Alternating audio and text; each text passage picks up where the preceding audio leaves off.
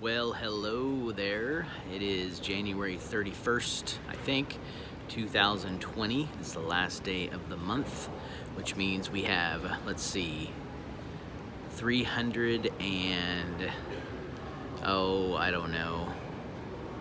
We have 11 months till Christmas, somewhere around there, but of course I'm not counting.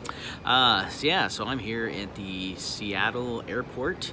I've been up in the Cascade Mountains for the last 4 days with some friends that I have from Marysville, Washington, and I posted last week about a retreat that I came to speak at here on the subject of apathy, and I just thought I'd give a quick report on what that was like and talk a little bit about my time up here. So we arrived on Sunday night, and a friend of mine, Alan, from Wichita, he and I drove up into the mountains and made a few pit stops along the way and arrived for what would be a 4-day retreat with high school students, about 80 or so, and a handful of staff members. And I was asked to speak on the subject of spiritual apathy, and I spoke from Revelation 3:14 through 22 and answered a few questions, main questions.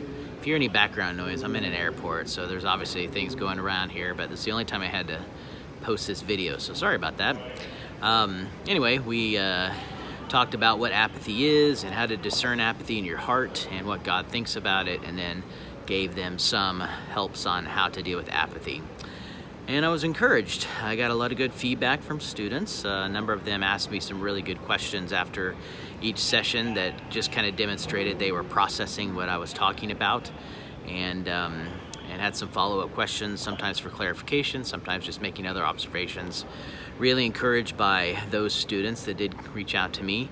I heard a lot of things secondhand from staff members about their conversations in small groups, and it seemed like a lot of students had some convictions about, or were convicted about what was going on in their heart and what God was doing. And so, of course, now we're just praying for fruit. You know how retreats and camps can be sometimes, and we want to pray that any commitments or decisions or statements made would be true and follow through with, and just praying that students would have some fruit from the time that we had studying a very serious topic of apathy. So really encouraged by what took place, and not tired at all. I spoke 4 times, just really feel pretty good about the rest that I got, so I'm thankful for that. And I am traveling home today to be back with my wife and boys, and looking forward to the weekend to come.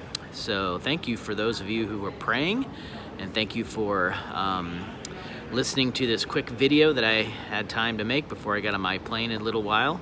I enjoyed being up around, 5 to 6 feet of piles of snow all around me. You don't get a lot of that in Kansas, of course, and so really had a good time playing in the snow, had a good time up here. The Lord's good. I'm ready to be back. So thank you for praying.